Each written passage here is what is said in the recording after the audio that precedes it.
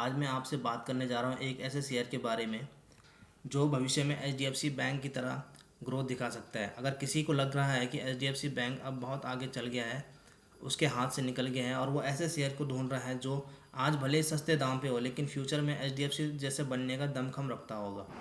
जब 2005 के आसपास एचडीएफसी भी 51, 50, 54 के आसपास था तो उस वक्त किस आदमी ने सोचा होगा कि ये भी किसी दिन 1700 रुपये के आसपास जाएगा। आप जानते हैं ऐसे आदमी को? तो मैं बताता हूँ वह कौन था।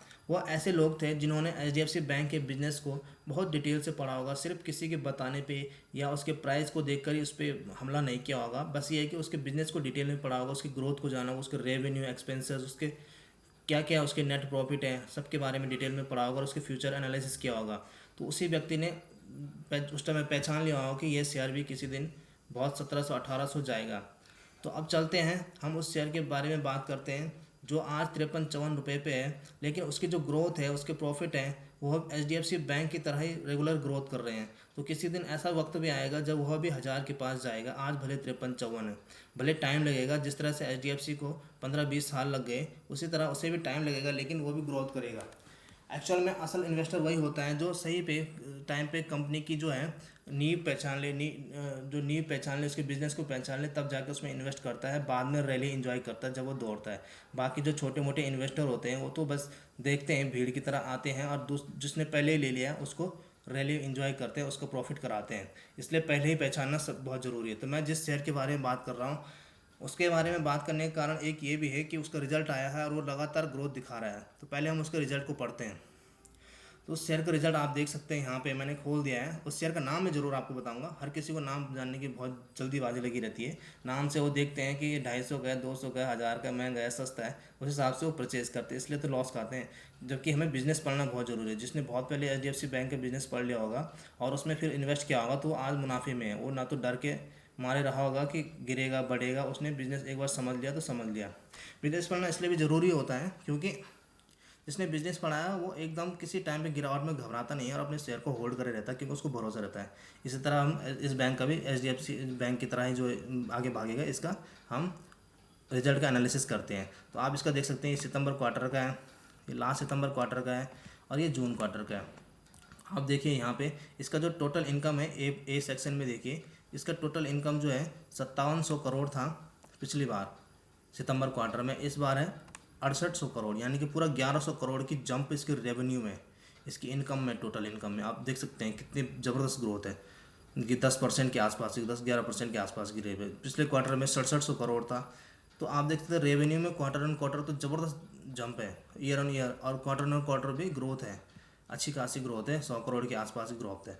अब आप इसके एक्सपेंस देखते हैं क्योंकि इनकम माइनस एक्सपेंस करके प्रॉफिट का पता चलता है। तो इसके प्रॉफिट इनकम एक्सपेंडिचर है जो पिछले क्वार्टर था वो 3800 करोड़ के आसपास था और इस क्वार्टर जो है 4600 करोड़ की। देखिए जिस तरह से रेवेन्यू में 1100 करोड़ की जंप है, लेकिन एक्सपेंस काफ़ी कंट्रोल में है। एक्सपेंस में सिर्फ 800 करोड़ ही बढ़ पाए हैं, तो इससे इसके प्रॉफिट में अच्छी खासी आपको जंप दिखेगी लास्ट क्वार्टर सितंबर के हिसाब से। तो ये देखिए पिछले जो जून क्वार्टर में 4400 करोड़, 4600 करोड़, तो एक्सपेंस में भी ग्रोथ है लेकिन बहुत कम ग्रोथ है रेवेन्यू के कंपेरिजन। तब आप हम इसके आते हैं नेट प्रॉफिट पे।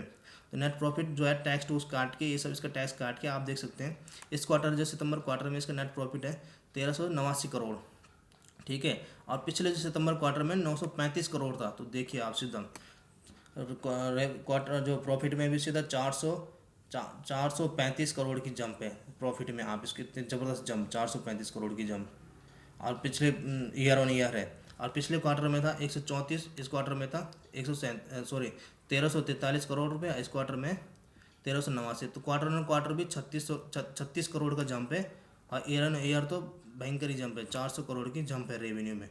तो आप देख सकते हैं कितनी ज़बरदस्त जंप है, कितनी भयंकर इसकी ग्रोथ है। इसलिए मैं इसको H D F C bank से आपको कंपेयर कर रहा था। चलिए अब इस जो शेयर में आप सिर्फ आप एक क्वार्टर के रिजल्ट से मत देखिए, इसके जो बाकी फंडामेंटल जो है वो भी हम एनालिसिस करते हैं ताकि आपको पूरा भरोसा हो। अगर ये शेयर कभी आपके बाई करने के बाद गिरावट में गिरता भी है तो आप हौसला रखेंगे कि इसमें अच्छा आपको मिलने वाला है, प्रॉफिट मिलेगा आगे चल के। तो अब हम इसके जो जो क्वार्टरली देखते हैं, हर क्वार्टर में देखिए आप ग्रोथ कर रहा है।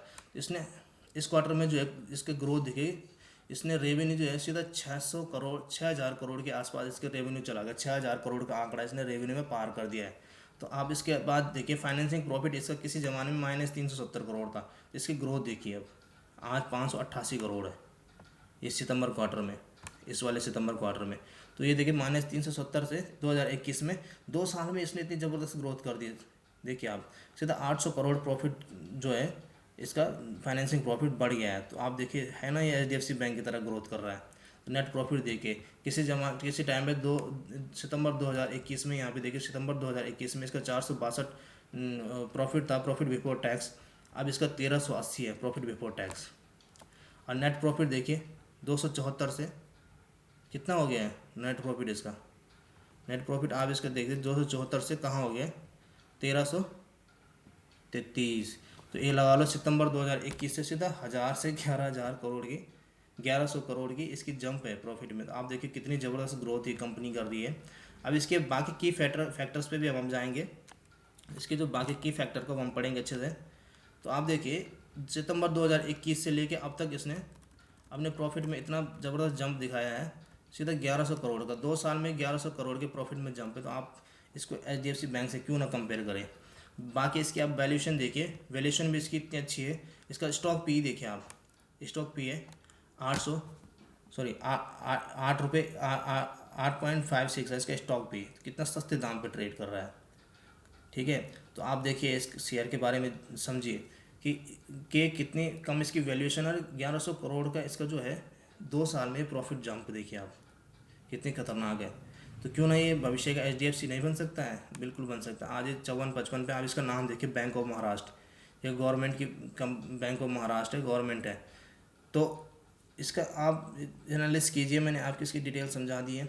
बाकी इस शेयर के बारे में आपको बाई करना है सेल करना है, ये आपकी अपनी चॉइस है। मैं इतनी डिटेल में इसलिए बताता हूँ ताकि आप ऐसा ना हो कि आपने शेयर ले लिया है, आप घबरा जाएँ कि अब ये गिर रहा है, गिरावट में गिर रहा है। शेयर गिरते बढ़ते चढ़ते रहते हैं, लेकिन अगर आपने बिज़नेस अच्छे से स्टडी किया है ना, तो आप भरोसे में रहेंगे। आप शेयर को बड़ी गेड़ी से बड़ी गिरावट में भी ये सोच के होल्ड करेंगे कि भैया ये शेयर तो बहुत अच्छा है, इसकी ग्रोथ बहुत अच्छी है, ये फ्यूचर में देगा, ये करेगा, ठीक है। तो अगर आपको बिज़नेस ही नहीं पता है तो आप घबरा के कभी भी बेच देंगे, कभी भी बाई कर देंगे। इसलिए डीप स्टडी बहुत ज़रूरी है। तो आप इसकी भी डीप स्टडी कीजिए खुद से। मेरा कोई आपको बाई का रिकमेंडेशन नहीं है कि आप बाई करें सेल करें, वो आपकी अपनी चॉइस है। मैं सिर्फ आपको एजुकेशनल पर्पज़ से आपको डिटेल में बताता हूँ। और मेरे चैनल को मैं इसी तरह से और धमाकेदार शेयरों के बारे में जानना है, शेयर मार्केट के बारे में आपको लेटेस्ट न्यूज़ जाननी है, अपडेट जाननी है, तो मेरे चैनल को लाइक करें, सब्सक्राइब करें, शेयर करें। सब्सक्राइब तो ज़रूर करें। थैंक यू, धन्यवाद। आज के लिए इतना ही। अब आता मैं आपके साथ दूसरे वीडियो को लेकर आऊँगा।